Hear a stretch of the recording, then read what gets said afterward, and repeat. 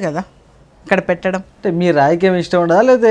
లేదు లేదు, రాజకీయంగా ఎదగొద్దన అది ఏ విధంగా అని తెలియదు. నేను ఇంకా కంప్లైంట్ ఇచ్చి పిలిపించి కాలనీ మహిళలతోనే చేశాం.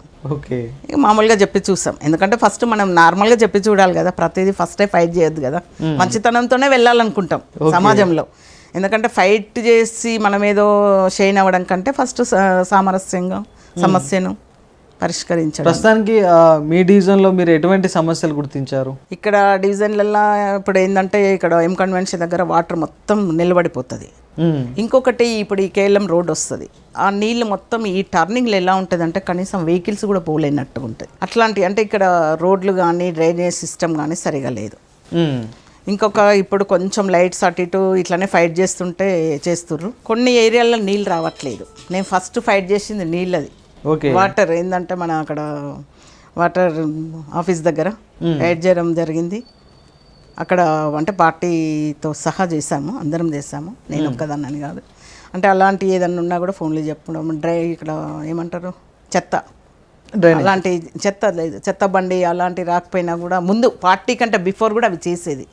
అంటే పార్టీలు వచ్చి అని కాదు, పార్టీ కంటే బిఫోర్ కూడా అలాంటి ఫోన్లు చేసి పిలిపియడము, చేయని వాళ్ళకు వాళ్ళ ఆఫీసర్స్ని కనుక్కోవడం అలాంటివి కూడా చేసేది. కానీ వాస్తవానికి బీజేపీ పార్టీలో మీతో పాటు ఎంతోమంది యువ నాయకులు అయితేంది, సీనియర్ నాయకులు అయితేంది, ఎంతోమంది టికెట్ ఆశిస్తూ, అవును, మీతో పాటు కార్పొరేటర్గా. వాళ్ళని కాదని మీకు ఎందుకు పార్టీ టికెట్ ఇస్తుంది అసలు? నేనేమంటానంటే బీజేపీలో పేరు కంటే పార్టీ ఎజెండాకే ఫస్ట్ ప్రిఫరెన్స్. అంటే వ్యక్తిగత అనేది ఉండదు. ఏ వ్యక్తిని నిలబెట్టినా అన్నే ఓట్లు పడతాయి, మిమ్మల్ని నిలబెట్టినా నన్ను నిలబెట్టినా. ఓకే, అయితే ఇంకొకటి ఇక్కడ ఏంటంటే వ్యక్తిగతంగా ఇప్పుడు చెప్పాను కదా, నాకు నా స్టూడెంట్ ఎక్కువ ఉంటాయి ఓటింగ్, ఉపాధ్యాయులు ఉంటాయి. నేను టీచింగ్ ఫీల్డ్లోనే ఉన్నా కాబట్టి నా ఏరియా వాళ్ళవి ఉంటాయి ఇక్కడ. ఎందుకంటే నేను వర్క్ చేసిన ఏరియా నుంచి ఇక్కడ సెటిలర్స్, మేడ్చల్ రూరల్ మొత్తం సెటిలర్సే ఉంటారు. అది ఒకటి మీరు గమనించండి.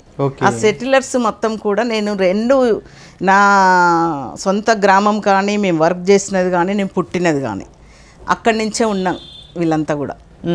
కాబట్టి నాకు ప్లస్ అవుతాయి ఆ ఓట్లు. ఒకవేళ మీకు టికెట్ ఇస్తే అధికార పార్టీ నాయకులను ఎలా ఢీకొడతారు మీరు అసలు?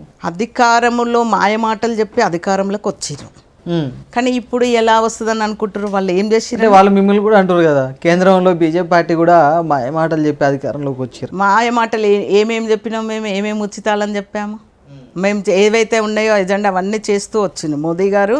మన దేశ సంరక్షణలో ఏది పౌరులకు ఏది అవసరం, హెల్త్ అయినా ఏదైనా, ఇప్పుడు ఏం